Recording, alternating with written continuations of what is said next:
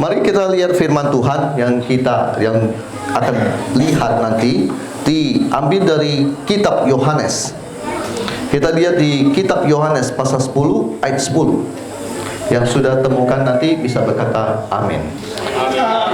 Oke, Yohanes pasal 10 ayat 10. Pencuri datang hanya untuk mencuri dan membunuh dan membinasakan. Aku datang supaya mereka mempunyai hidup dan mempunyainya dalam segala kelimpahan. Ini firman Tuhan saya hafal. Saya sangat hafal. Kenapa? Karena firman Tuhan ini sangat memberkati saya. Oke, kita lihat ya firman Tuhan ini. Ini menarik sekali. Pencuri datang hanya untuk mencuri, membunuh, dan membinasakan. Ini siapa yang dimaksud oleh Yesus ini? Pencuri. Pencuri yang dimaksud adalah iblis, setan. Jadi Yesus sudah kasih tahu, ini pencuri. Iblis ini dia datangnya untuk mencuri. Sebentar, kita pelajari apa yang dia curi. Yesus kasih tahu, ini setan datang mencuri di dalam hidup kita. Yang dia curi kekayaan, dia curi hartamu, dia curi apa lagi? Damai sejahteramu. Sehingga kalau orang yang sudah dicuri damai sejahteranya, nggak bisa punya damai sejahtera, gelisah terus orangnya. Apalagi yang dia curi? Masa depan. Apa yang dia curi? Kesehatan. Kalau orang yang kesehatannya iblis curi, tadinya baik-baik, tiba-tiba kena sebuah penyakit, nggak tahu kenapa penyakit apa, dan masuk rumah sakit. Sejak itu kondisi kesehatan dia drop drastis. Kesehatan dicuri oleh iblis. Jadi Yesus bilang, ini pencuri datang untuk mencuri. Jadi begitu banyak umat Tuhan yang tidak tahu tentang firman Yohanes pasal 10 ayat 10 ini. Hari ini saya mau kasih tahu, ini adalah firman Tuhan. Kalau tadinya kondisi kamu baik-baik, tiba-tiba suatu hari datang, semua berubah gratis. Sebenarnya kamu harus tahu, itu pekerjaan iblis. Dia mencuri damai sejahteramu, dia mencuri kesehatanmu, dia mencuri rumah tanggamu yang tadinya baik-baik, yang tidak ada masalah selama sekian tahun. Sampai tahun ke-5, tahun ke-6, tiba-tiba rumah tanggamu berantakan karena ada kuntilanak yang hadir. Bapak dan Ibu semua melihatin saya. Kuntilanaknya siapa? Kuntilanaknya pakai sepatu hak tinggi itu, yang rambutnya panjang, pakai lipstik.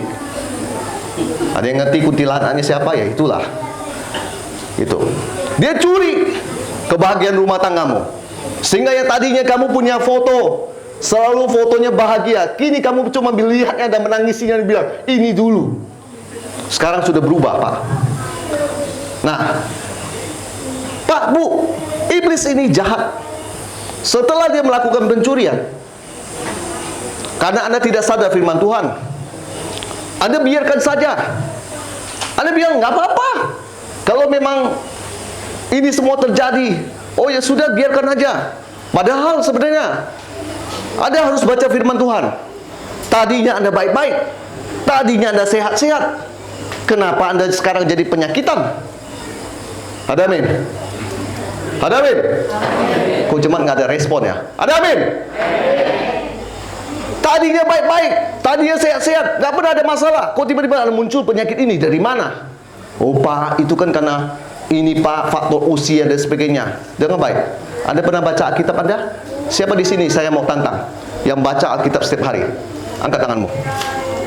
Yang baca Alkitab setiap hari, angkat tangan bersama saya. Jangan malu, hamba Tuhan juga angkat aja. Berarti saya bisa melihat yang baca Alkitab setiap hari. Oke, turunkan tangan. Yang baca Alkitab setiap hari, sekarang saya mau bertanya, pernahkah Anda membaca Alkitab Anda bahwa ditulis bahwa Musa usia lanjut matanya tetap bagus? Ada Anda temukan? Bahwa Musa berusia lanjut matanya tetap bagus, membuktikan bahwa Tuhan memberikan kesehatan yang baik buat umatnya. Ada amin? Ada amin? Selanjutnya saya mau berkata dari mimbar ini, yang tidak baca Alkitab setiap hari, besok baca Alkitabmu. Amin. Supaya Anda tahu kebenaran. Kalau Anda tidak tahu kebenaran, makanya dibohongi iblis. Tadinya baik-baik, punya duit, punya rumah. Kemudian satu persatu digadaikan. Anda sedang dicuri sama iblis. Iblis jahat, tadi saya sudah bilang. Dia bukan cuma puas dia mencuri, dia lanjut tingkat yang kedua, pembunuhan. Iblis memang tidak bisa menggantung dirimu dan membuat kamu mati, tapi dia bisa merasuki pikiranmu dan buat kamu gantung diri dan mati. Yang kedua adalah dia membunuh. Membunuh apa? Jiwamu. Dia bunuh jiwamu. Tadinya kamu sudah dicuri, kamu baik-baik, kamu sehat-sehat. Lalu tiba-tiba penyakit datang, hadir di hidupmu. Kamu nggak tahu kebenaran karena kamu nggak baca firman Tuhan. Kamu ditipu sama iblis dan kamu terima itu penyakit tanpa kamu menolak dan mendoakan dan mengusir itu pergi. Pak, saya sudah berdoa Pak untuk penyakit saya. Dengar baik, mengusir dan berdoa biasa itu beda. Kalau pencuri sampai masuk ke rumahmu, saya yakin kamu tidak akan ngomong baik-baik. Pencuri, abang, please deh bang, pergi deh bang. Kamu nggak akan begitu. Kamu akan pakai sekuat tenagamu untuk dorong dia kuat. Atau kau perlu kamu teriak dengan kencang. Yang mengerti katakan amin. Dan itu harusnya kita lakukan di dalam hidup kita. Tapi banyak orang Kristen tidak tahu. Dia terima itu semua. Dia bilang ini dari Tuhan. Pak Bu, bayangkan dengan jelas. Yang pernah baca firman Tuhan, Anda pasti tahu Kejadian pasal 1. Apa yang tertulis di situ? Bahwa Allah menciptakan manusia segambar dan serupa dengan Dia. Berarti kalau Tuhan memang benar Dia ciptakan kita segambar dengan serupa dengan Dia, pikirkan omongan saya baik-baik. Kenapa Dia taruh racun di dalam hidupmu, taruh penyakit buat hidupmu biar kamu melarat dan mati? Pikirkan omongan saya. Berarti rancangan Tuhan adalah rancangan kamu sehat. Ada amin? Ada amin? Maka yang tingkat kedua, setelah dia buat kamu sakit-sakitan, dia curi kesehatanmu. Tadi yang baik-baik itu sakit-sakitan, penyakitan, setiap hari langganan dokter, setiap hari langganan apotek. Langkah berikutnya, iblis buat dia mati. Ketika mati orang bilang, kasihan ya Pak, kasihan sekali dia mati Pak, dan sebagainya. Sebenarnya ini sudah programnya iblis. Curi, bunuh. Terakhir ketiga, saya mau kasih tahu Anda dari mimbar. Orang yang tidak tahu kebenaran, sayang, dia biasanya habis dibunuh, dia binasa, masuk ke dalam lautan api, yaitu neraka. Makanya Bapak Ibu sekarang Anda lihatlah. Saya suka sekali dengan firman Tuhan dan perkataan Yesus yang berkata, datanglah kerajaanmu di bumi seperti di sorga. Maksudnya apa Pak Bu? Kerajaan Allah itu tidak kita menunggu nanti yang akan datang di sana. Tetapi Yesus bilang, kau bisa ciptakan itu di dalam rumah tanggamu. Ada amin? Di mana Yesus berkata gini, waktu setan itu diusir, Yesus bilang selalu begini, kerajaan Allah sesungguhnya sudah datang. Maksudnya apa? Itu yang di dalam orang itu kerajaan iblis. Ketika kamu usir dengan nama Yesus, kerajaan Allah yang datang menggantikan itu. Semua kerasukan, semua apa berhenti, kerajaan Allah yang sekarang menguasai. Ada amin? Di sini sekarang sedang ada kerajaan Allah di sini. Ada amin? Makanya kenapa saya tadi tegur yang berisik-berisik itu? Untuk kamu menghormati kerajaan Allah di sini. Nah, tadi saya sudah cerita tentang pekerjaan iblis. Sekarang saya mau membahas apa yang Yesus akan lakukan. Yesus bilang gini, aku datang supaya mereka mempunyai hidup. Jadi pertama, tentang kedatangan dia. Dia lahir. Kenapa dia lahir? Kenapa dia datang? Dia datang untuk menebus dosa kita. Dia datang untuk menyelamatkan kita. Dia datang membawa orang-orang yang terhilang, domba-domba yang terhilang. Dari mimbar ini saya mau berkata, bukan kambing-kambing yang terhilang. Saya tidak pernah tertarik dengan kambing-kambing yang terhilang. Saya hanya tertarik dengan domba-domba yang terhilang. Penginjilan saya selalu domba-domba yang terhilang, bukan kambing-kambing yang terhilang. Silakan Anda mau bilang, oh Pak kan begini sebagainya. Ikuti Injil yang Yesus katakan domba-domba terhilang. Pak Bu, aku datang. Kenapa dia datang? Dia datang ada tujuannya. Tujuannya apa? Dia bilang supaya mereka mempunyai hidup. Pertama dia ngomong kehidupan, berbicara tentang kekekalan, berbicara tentang keselamatan. Ada amin? Amin. berbicara sesuatu yang kekal nanti di sorga. Ada amin? Itulah sebabnya kita malam ini kita merayakan Natal, merayakan kelahiran Yesus Kristus. Amin? Bukan merayakan Santa Claus. Berapa gereja saya lihat Santa Claus saja diusung, Yesusnya mana? Jangan salah merayakan. Anda merayakan Yesus benar lahir. Amin. Anda merayakan Dia menebus dosamu. Ada amin. Dia datang supaya kamu pertama mempunyai hidup, artinya tidak binasa, tidak masuk ke dalam neraka. Dan kemudian dia ngomong gini, dia mempunyai hidup, berbicara bukan, tadi saya sudah bilang, datanglah kerajaanmu di bumi seperti di surga. Kalau kamu punya Yesus dalam hidupmu, saya percaya otomatis hidupmu pasti berubah. Dimulai dengan apa yang berubah? Karaktermu berubah. Yang tadinya suka marah-marah, emosional, temperamen, gampang tersinggung. Pendeta ngomong apa? Dia ngomong saya. Besok mau lagi ke gereja. Gampang tersinggung. Yang berikutnya lagi apa? Dia datang, dia mengubahkan apa? Bukan cuma hanya karakter yang diubah, tetapi menyangkut materi. Menyangkut materi. Sekali lagi saya mau bilang, menyangkut materi. Saya sangat percaya dengan hal itu. Saya boleh melihat sejarah Maria, ibu Yesus, ketika orang pergi ke Yerusalem, pergi ke sana Israel, melihat rumah dia. Waktu itu mereka berkata, ini rumah diberkati. Artinya rumahnya diberkati. Saya sangat percaya ketika Yesus datang, bukan cuma mengubahkan hidup karakter orang, tapi Yesus datang membawa sebuah perubahan. Perubahan apa, Pak, Bu? Tadinya sederhana, miskin, Tuhan ubahkan. Saya mau kasih tahu Bapak dan Ibu, saya tidak pernah alergi untuk mengkhotbahkan tentang diberkati oleh Tuhan. Karena daripada saya munafik di luar, cari-cari uang, sumbangan dan sebagainya, saya percaya ini firman Tuhan. Saya percaya bahwa Yesus datang supaya aku mempunyai hidup. Artinya, kalau orang bicara mempunyai hidup, berarti di dalam dirinya pasti dia itu cukup. Ada amin. Dia kalau bicara cukup, berarti dia dan keluarganya Tuhan pelihara. Kalau mempunyai hidup, pastinya di dalam dirinya ada terang, sehingga setiap orang melihat dia akan bilang, oh, saya lihat ini orang berubah. Orang ini ada kemuliaan Tuhan. Saya mau mengenal Yesus lewat hidup dia. Itu orang mempunyai hidup. Yesus tadi bilang, aku datang supaya mereka mempunyai hidup. Pak, Bu, itulah sebabnya dari mimbar ini saya mau berkata, kalau kamu masih dalam kegelapan, masih hidupnya tidak benar, saya nggak peduli. Kamu mau ngaku nenek moyangmu Kristen, bapak mamamu majelis, mau penatua, pendeta, siapapun, tetapi kalau sekarang kondisimu masih dalam kegelapan, saatnya kamu mengambil keputusan. Untuk apa, Pak, Bu? Untuk kamu sungguh-sungguh kau terima Yesus sebagai juru selamat dalam hidupmu.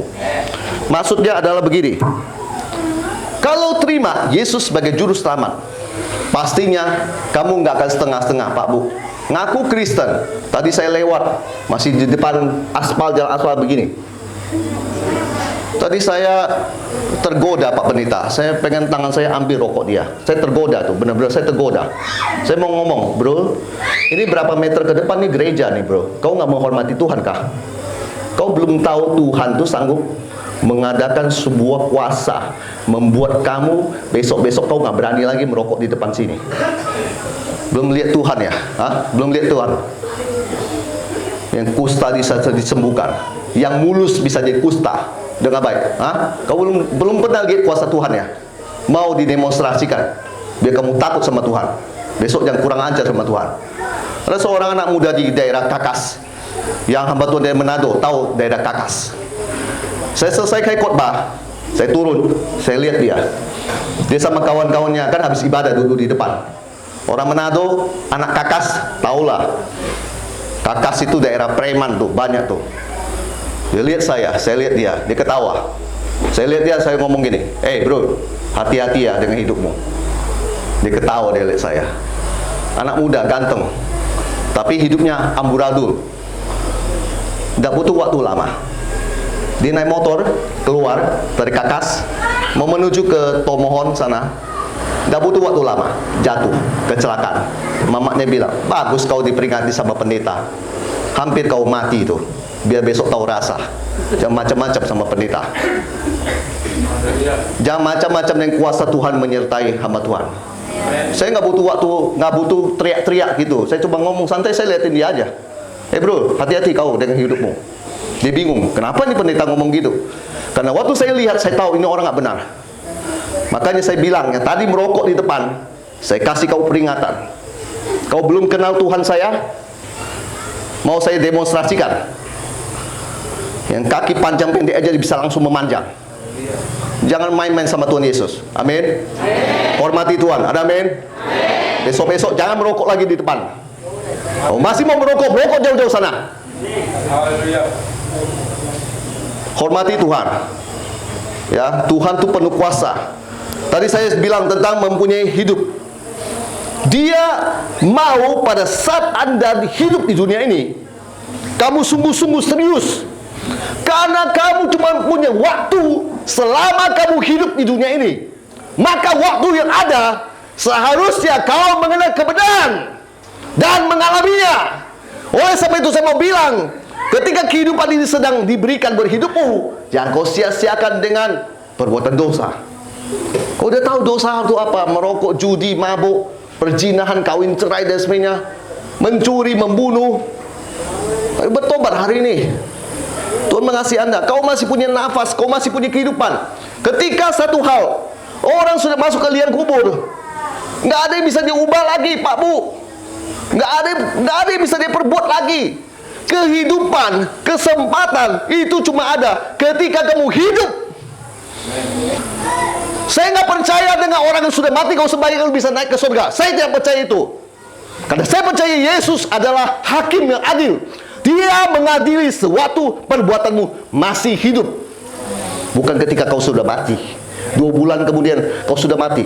Orang mati tidak ada aktivitasnya. Rohnya sudah dibawa pergi. Penghakiman yang ada. Takutlah akan Tuhan oleh sebab itu. Jangan kau buat macam-macam dengan hidupmu. Ngeri-ngeri sedikitlah dengan Tuhan. Karena Dia berkuasa menghakimi kamu. Kesempatan itu masih ada, Pak Bu. Di malam Natal ini saya mau bilang, kesempatan itu diberikan buat kamu untuk kau pakai itu waktu baik-baik. Kalau dulu kamu bilang, saya sudah melakukan banyak dosa, oke, tidak masalah. Kau dengar firman Tuhan sekarang, inilah saatmu untuk kau dengar dan buka hatimu.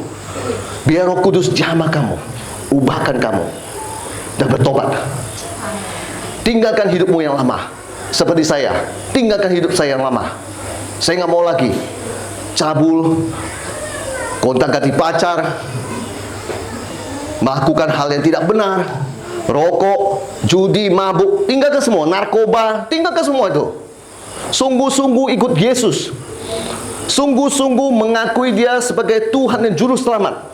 Nggak mesti KTP Kristen, tetapi perbuatanmu menunjukkan kamu orang takut akan Tuhan. Hari Minggu punya kerinduan mau cari Tuhan, sembahyang, masuk ke rumah Tuhan. Bukan hari Minggu mesti didorong-dorong ke gereja. Iblis sekali lagi dia mencuri dari kamu. Lewat dia bilang, nggak apa-apa, nggak usah ke gereja, nggak usah. Kamu baca kitab sendiri di rumah, kamu juga bisa. Kau nonton online dan sebagainya. Dengan baik. Kamu sedang ditipu oleh iblis. Kau harus masuk ke gereja beribadah. Ada amin. Tadi berbicara tentang hidup. Dan Yesus bilang, aku datang supaya mereka mempunyai hidup dan mempunyainya. Yesus pastikan, kalau kamu sudah kenal Dia, Dia sudah datang, kau izinkan Dia masuk dalam hidupmu. Dia pastikan dulu kau harus memiliki Dia. Dia pastikan dulu kau harus punya Dia. Makanya sungguh-sungguh recek hatimu, introspeksi diri pada malam ini. Apakah Yesus ada dalam dirimu? Setelah itu Yesus bilang apa lagi? Dan mempunyainya dalam segala kelimpahan. Artinya kalau karaktermu sudah Tuhan ubah, fisikmu sudah Tuhan ubah, berkat-berkat dan rumah tangga Tuhan sudah Tuhan ubah, Dan Tuhan tidak sampai pada kamu puas di situ. Tapi Tuhan bilang, aku mau pakai kamu untuk memberkati orang lain. Tandanya adalah kelimpahan. Waktu saya membaca firman Tuhan ini, Yohanes pasal 10 ayat 10b, saya bingung, Tuhan, benarkah firman Tuhan ini bahwa mempunyai dalam segala kelimpahan? Tuhan, aku ini nggak kerja, sudah memutuskan pekerjaanku dan aku sudah meninggalkan pekerjaanku. Bagaimana aku bisa hidup dan mempunyai hidup dalam segala kelimpahan? Diriku sendiri susah, Tuhan. Saya baca firman Tuhan ini, saya renungkan itu. Proses full time saya, suami istri, tak butuh waktu lama. Dengan baik. Proses full time saya, suami istri nggak butuh waktu lama, cuma 2 tahun. Selama 2 tahun itu jungkir balik, hancur-hancuran. Punya listrik, punya duit untuk bayar listrik, pamannya susah setengah mati. Punya apa istilahnya? Punya tagihan handphone apa semua susah setengah mati. Sebab dua-duanya berhenti kerja. Saya cuma butuh proses 2 tahun saja, hancur-hancuran, habis semua. Bersyukur mobil saya nggak jual. Orang sudah bilang, gini. Istri saya juga bilang, kamu jual saja mobilmu dan ikuti pendeta yang lain, jadi supir Grab. Dengan baik. Saya baca firman Tuhan ini. Bapak boleh ketawa, siapapun boleh ketawa. Kalau yang mengalami nanti akan tahu betapa sakitnya jungkir balik 2 tahun. Hancur semua. Dari punya semua, habis semua. Dari nol. Istri saya bilang, jual saja mobilmu, jadi supir Grab. Saya bilang, kok saya supir Grab, saya bisa. Dengan baik, saya bisa sanggup kerja lebih dari 12 jam. Sebab saya terlatih hidup saya. Bangun pagi, kerja sampai malam. Saya terlatih, Pak Bu. Jangan heran kalau saya bisa pelayanan dari tanggal 4 sampai hari ini. Tanggal 28 atau tanggal berapa hari ini? 28. Pelayanan saya totalnya ada 28 hari. Kok bisa, Pak? Ya, ada 1 hari 2 kali, termasuk tanggal 25. Itulah saya. Dari satu wilayah pindah ke wilayah yang lain. Dari Singkawang saya, di Pontianak saya mendarat, Singkawang, Darit, Mandor, Senakin, Ketungau, Penai, Sintang, loncat sana, loncat sini. Disetirin, Pak? Tidak, setir sendiri. Saya bisa begitu, karena saya di Tuhan kasih kemampuan. Ya, itu nggak usah dibanding-bandingkan. Memang saya Tuhan kasih kemampuan. Saya bilang sama istri saya begini, tidak, nggak sesuai firman. Maaf, nggak sesuai firman. Firman yang saya tahu ini Yohanes pasal 10 ayat 10b. Yesus datang supaya aku mempunyai hidup dan mempunyainya dalam segala kelimpahan. Tapi Pak, sekarang faktanya begini Pak, kau harus bekerja, kau harus begini, kau harus pakai hikmat. Dengan baik, semua omongan itu saya bilang sampah, saya buang ke tong sampah semua. Saya radikal, saya pegang firman ini. Tuhan, kau yang panggil aku full time, nggak ada pelayanan satupun di Jakarta, karena saya terlalu sering mengelilingi, saking terlalu sering gereja di Jakarta nggak kenal saya. Sedikit yang kenal saya. Saya banyak dikenal di Kalimantan Barat, saya banyak dikenal di Poso, saya banyak dikenal di Bangka. Di Jakarta saya nggak dikenal. Jadi nol pelayanan. Duduk, diam. Nanti tiba-tiba baru ada satu, suruh doakan, pergi. Bensin pun maaf kata, udah tinggal 1 strip. Deg-degan Pak Pendeta, nanti dorong nih Jakarta. Mana? Parkir nggak kayak di sini, nggak ada parkir. Sana parkir 5.000. Kasihan sekali, saya menjalani itu 2 tahun. Tapi saya pegang nih firman. Aku datang supaya kamu mempunyai hidup dan mempunyai dalam segala kelimpahan. Aku pegang firman Tuhan itu dengan sungguh-sungguh. Saya bilang, Tuhan, ini firman-Mu harus jadi dalam hidupku. Tuhan kasih saya tips ya. Tuhan kasih saya tips ya. Tipsnya apa? Berdagang, berbisnis dan semuanya. Salah semua. Tipsnya. Amin. Amin. Masa corona saya nggak jualan masker dan pakai face shield, jualan face shield. Pendeta yang lain jualan semua. Biarin. Saya bilang penghasilan saya bukan dari situ. Yang jualan saya ketawain aja. Berapa sih yang kamu dapat, bro? Saya teriak, saya pakai lutut, saya berdoa. Sebentar 5 juta datang. Kau salah pakai cara itu. Yohanes pasal 10 ayat 10. Tuhan bilang, aku datang supaya kamu mempunyai hidup dan mempunyainya dalam segala kelimpahan. Pak, Tapi faktanya nggak ada. Saya selalu hidup dalam hutang. Dari mimbar ini saya mau berkata, lunaskan hutangmu, jual asetmu, supaya kamu punya hutang nol. Kemudian mulai lagi dari nol, baru naik ke atas. Jangan mulai lagi dari pinjaman. Saya bersyukur sewaktu saya ambil full time, nggak ada saya pinjam-pinjam sana, pinjam sini dan sebagainya. Nggak ada. Saya berusaha, tidak mau. Walaupun dalam kondisi nggak ada makan, saya berusaha, diam. Tiba-tiba mama saya kirim beras. Tiba-tiba ada orang kirim ini lagi dan sebagainya. Selalu dalam kondisi begitu. Lama-lama saya juga nggak tahan. Saya bilang sama Tuhan, Tuhan masa begini terus? Hidupnya deg-degan terus. Bentar, dapat. Keselamatan. Kan deg-degan terus. Kasihan kan? Pendeta kayak begitu. Dapat lagi. Terselamatkan, ya kan? Yang melihat saya pada ketawa. Ya itulah kondisinya. Karena nggak punya apa-apa. Lalu saya bilang, Tuhan tolonglah jangan begini. Kasihlah saya lebih tenang. Saya lihat pendeta yang lain tuh, dia bisa Tuhan punya pendapatan 1 bulan sekian juta. Karena dia punya jemaat, pendapatan dia 10 juta, 20 juta sebagainya. Saya mau pengen kayak gitu Tuhan. Lalu dengan iman saya bilang, Tuhan angkanya ini ya. Nah, saya tulis angkanya. Digenapi nggak? Digenapi. Setiap bulan. Bapak minta? Enggak. Orangnya sama. Justru saya dari mimbar ini mau berkata, orangnya nggak sama. Kalau orang sama, itu kita sudah tahu. Tapi orang nggak sama. Nah, saya mau ngajak Bapak jalan-jalan dan Ibu jalan-jalan. Kita jalan-jalan ke Mazmur ya. Kita lihat. Mazmur pasal 37. Ayatnya ke-25 dan 26. Mazmur pasal 37 ayat 25 dan 26. Dahulu aku muda, sekarang telah menjadi tua, tetapi tidak pernah kulihat orang benar ditinggalkan. Ada amin? Atau anak cucunya meminta-minta roti. Ada amin? Tapi faktanya banyak yang minta-minta. Termasuk yang gembala di Kalbar, beberapa orang datangin saya di Messenger, Pak tolong Pak, Pak tolong Pak. Saya menghela nafas. Kau banyak mengkhotbahkan firman, tapi rupanya firman itu tidak menjadi kenyataan dalam hidupmu. Sayang sekali. Mari aku ajarkan kamu firman Tuhan, supaya kamu lebih mengalaminya lagi. Anak cucunya tidak meminta-minta roti. Ada amin? 26 saya suka sekali. Persis yang kayak Yohanes pasal 10 ayat 10. Tiap hari, bukan sebulan sekali, tiap hari ia menaruh belas kasihan dan memberi pinjaman. Ada amin? Bukan meminjam. Bukan meminjam. Bukan meminjam. Berarti ada yang salah di hidupmu. Dan anak cucunya menjadi berkat. Ada amin semua? Kau terima dalam nama Yesus. Makanya saya dikenal sebagai pendeta yang paling keras.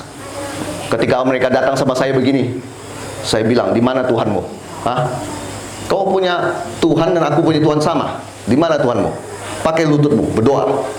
Buktikan bahwa Tuhan bisa menjawab doamu. Tanpa kamu harus begini. Tiap hari, bayangkan, ia menaruh belas kasihan. Pak, ini benarkah Pak firman Tuhan ini? Dan memberi pinjaman. Benarkah Pak ini? Saya sudah alami. Yang tanya saya sudah alami. Tidak perlu saya ceritakan lah, tidak enak. Pokoknya saya sudah alami.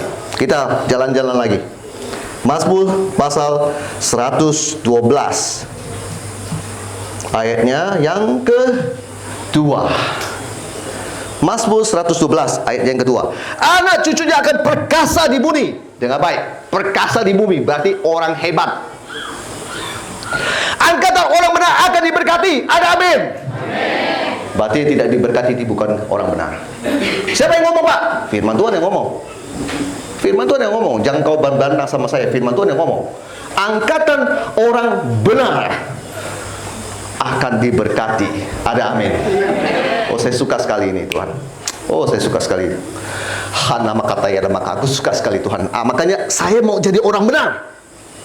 Saya mau jadi orang benar supaya Tuhan berkati. Saya nggak mau setengah-setengah buat Tuhan. Saya kalau mau jadi orang, saya mau jadi orang benar. Maksudnya Pak, Bapak kalau dikasih uang donasi 5 juta. 5 juta itu saya hitung sampai detail. Saya potong 10%, tidak. Persis yang dikasih itu 5 juta. Saya belanjakan persis itu. Ongkos juga pakai di uang saya. Transfer ke bank 6.500 juga pakai uang saya. Saya kasih kembali ke dia. Nih, bonnya silakan kau lihat. Hasil pekerjaan pembangunan desa, pembangunan gereja di desa ini. Mana kau mau mendakwah saya? Gak bisa. Ada uang lebih?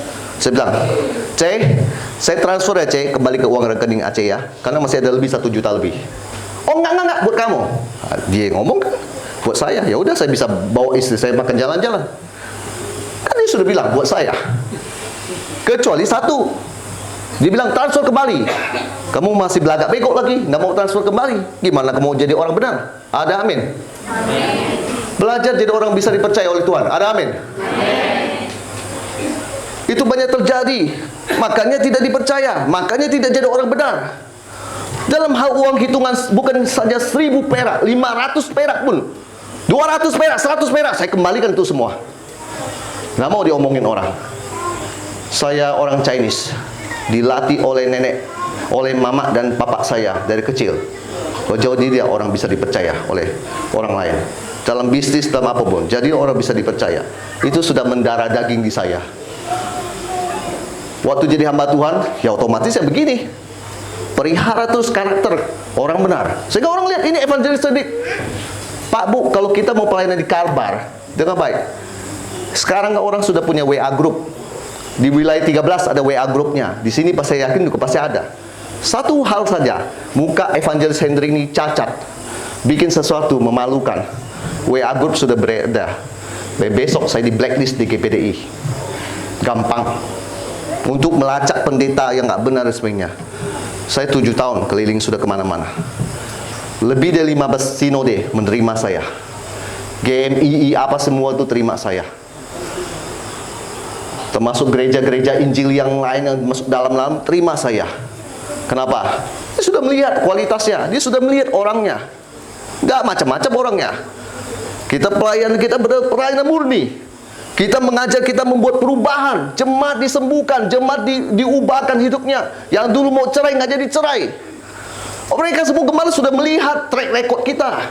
Maka saya ada satu daerah di daerah Semuntai. Setiap kali saya lewat, di situ Pak Pendeta itu selalu ngomong, jangan kau lewat, kau harus berhenti dan melayani di sini. Saya ada di Semitau. Tidak pernah saya itu kekurangan di situ. Setiap hari gonta-ganti banyak keluarga yang menjamu saya. Gak ada ceritanya, gak ada yang menolak saya. Terbuka lebar. Kenapa? Di Semitau saya banyak membuat orang-orang yang tadinya bermasalah, semua Tuhan ubahkan semua. Satu persatu Tuhan ubahkan. Kita punya nama, orang sudah dilihat. Saya mau kasih tahu Pak Bu, jadilah kamu orang benar. Ada amin. Ada amin. Lanjut. Saya kembali lagi ke Yohanes pasal yang ke-10. Ayat yang ke-10. Aku datang supaya mereka mempunyai hidup dan mempunyainya dalam segala kelimpahan. Yesus memang tujuannya datang supaya kamu mempunyai hidup. Supaya kehidupanmu diubahkan, karaktermu diubahkan, ekonomimu diubahkan, kesehatanmu diubahkan. Kalau hari ini kesehatanmu benar-benar dicuri oleh iblis, rumah tanggamu dicuri oleh iblis, masalah demi masalah terjadi dalam hidupmu, pekerjaanmu gagal terus, Tuhan datang buat kamu. Tenang dulu, Tuhan datang untuk kamu. Tuhan datang untuk kamu. Jadi mau kasih tahu, selama ini kamu ditipu oleh iblis. Saatnya sekarang kau berubah, kau ngerti firman Tuhan. Kau buka hati supaya dia masuk dan merubah, mengadakan perubahan dalam hidupmu. Yesus sudah janji, aku datang supaya kamu mempunyai hidup. Dan dia pastikan lagi, dan mempunyainya dalam segala kelimpahan. Kelimpahan berbicara ekonomimu diberkati luar biasa. Sehingga kamu tidak hanya pas-pasan, tetapi kamu bisa memberkati. Ada amin? Tidak pernah berkata saya pas-pasan. Orang datang butuh, kamu nggak bilang, maaf ya bro, saya nggak bisa bantu kamu ya bro, sorry ya, saya lagi pas-pasan. Tidak. Kamu menjadi orang memberkati dia. Datang lagi satu. berkati. Datang lagi satu, berkati. Sehingga semua orang bilang, ini kenapa kamu bisa begini? Kau bisa berkata, Yohanes pasal 10b, itu benar-benar terjadi di hidup saya. Kalau sekarang kau punya kesehatan, aku percaya kalau Musa masa tuanya pun matanya tidak kabur, alias masih bagus. Yang di dalam otak saya, pikiran saya adalah, di dalam nama Yesus saya tetap sehat, baik. Saya juga mengajak Bapak Ibu untuk berpikir demikian. Karena Yesus kalau dia datang supaya kamu sehat, supaya kamu baik. Pak, kau sekarang kondisi saya begini, sakit-sakitan, rematik dan sebagainya. Nah, inilah saatnya kamu mengerti firman Tuhan. Dan supaya kamu menelanjangi pikiran-pikiran negatif dalam hidupmu. Sekarang kamu harus berbuka untuk Tuhan, untuk firman-Nya. Pak, tapi kan begini Pak, sudah didoakan berkali-kali. Kau sabar dulu. Biarkan rohnya sekarang bekerja, membuka, membongkar. Pekerjaan iblis harus dibongkar dulu. Kayak rumah sudah mau rusak, dia bikin dulu kayu-kayu keropos, dia bikin dulu semua rusak. Akibatnya kamu sakit sini, sakit sini, sakit sini. Semua tubuh menjalar, sakit semua. Ibarat rumah sudah mau keropos, sudah tinggal roboh aja dan mati. Saya pernah, ini kesaksian, saya pernah ada dalam sebuah kondisi. Saya cerita, itu di daerah Lamongan. Karena saya dulu sering pergi ke Manado. Jadi saya orang Singkawang yang Tuhan bawa keliling kemana-mana. Termasuk pernah ada di daerah Lirung. Bapak tahu Lirung? Lirung itu pulaunya itu berdekatan dengan Filipina. Itu jauh sekali. Saya pernah di Lirung, GPTIS itu bikin KKR, dihadiri hampir 1.000 orang. Saya nggak pernah lupa. Saya dari Manado mendarat di Melong Guane, ya Pak ya. Saya berpikir, saya orang Kalimantan, Chinese Kalimantan, Singkawang, yang katanya kota 1.000 kelenteng, dibawa untuk sampai ke sana, berkhotbah untuk orang Manado, orang Sanger. Saya tidak pernah lupa itu. Saya simpan itu semua dalam memori saya. Bagaimana Tuhan melakukan pekerjaan-pekerjaan besar dalam hidup saya. Saya nggak pernah lupa itu semua. Saya melihat itu semua, di dalam saya cuma ada satu hal. Saya kagum Tuhan itu besar, dahsyat, luar biasa, yang dia bisa melakukan apa aja. Ketika saya ada di sebuah tempat, yaitu tadi, maaf saya lupa, di Lamongan. Saya bertamu di rumah seorang hamba Tuhan, pendeta muda. Waktu saya bertamu, saya tanya kepada dia, di mana istrimu, bro? Dia diam. Dia nggak mau kasih tahu di mana istrinya berada. Karena penasaran, kita bicara-bicara sudah mau beranjak di kursi, kita mau pergi. Kita bilang sama dia, di mana istrimu, bro? Ini saya pikir dengan terakhir kali saya tanya lah. Kalau kamu nggak mau kasih tunjuk istrimu, ya sudahlah, saya mau pulang. Lalu dia bilang, Bapak nanti kau ketemu istri saya, kamu akan kaget. Saya pikir apanya yang kaget gitu loh, ya kan? Lalu dia bilang, saya duduk sini, dia duduk sana. Ini ada pintu kamar. Istri saya ada di sini, ditunjukkan. Lalu ya udah, saya pikir, oh di dalam. Berarti dari tadi mendengarkan kami lagi berbicara dong, gitu loh. Pikir saya kan begitu. Masuklah, buka kain, masuk ke dalam. Dia kan tadi bilang, Bapak kalau lihat jangan kaget. Pas saya lihat, ih benar saya kaget. Apa? Teman-teman saya juga langsung menjauh semua. Kenapa? Seorang wanita muda yang kondisi fisiknya memang cantik, ya, memang cantik dia, orang Manado. Cantik, putih. Tetapi sekarang kondisinya sudah hampir maaf sudah mau mati. Kenapa? Kurus kering, tulang ininya menonjol. Sininya ada koreng, sini ada koreng, sini juga ada koreng, dan tangannya ada beberapa koreng dan mengeluarkan darah, bukan darah, saya masih ingat. Saya sudah tahu itu kusta. Teman saya udah menjauh gitu. Terus ibunya menangis-nangis, bilang sama saya, tolong Pak Pendeta, ampuni dosa saya. Ya saya bukan Tuhan ya. Saya cuma orang manusia biasa, saya lihat, saya aduh dalam hati saya, ini kasihan sekali ini orang. Udah nggak ada pengharapan. Tadi yang seperti yang firman tadi, iblis datang untuk mencuri, membunuh dan membinasakan. Ini orang sudah sekarat dan mau mati. Saya buktikan Yesus bisa menghidupkan. Walaupun dia nak mati, tapi masih hidup. Cuma sudah sekarat. Oh, saya sudah pakai minyak urapan ini dan sebagainya. Oke, saya nggak peduli kamu mau pakai apalah. Sekarang saya datang dengan nama Yesus. Saya berdoa buat dia. Pertama saya ucapkan, "Sis, dengar baik, kau lihat saya. Kamu tidak akan mati." Pertama saya ucapkan itu. Kamu, Tuhan akan pulihkan kamu. Berani benar berbicara itu, sudah banyak pendeta yang datang ke situ.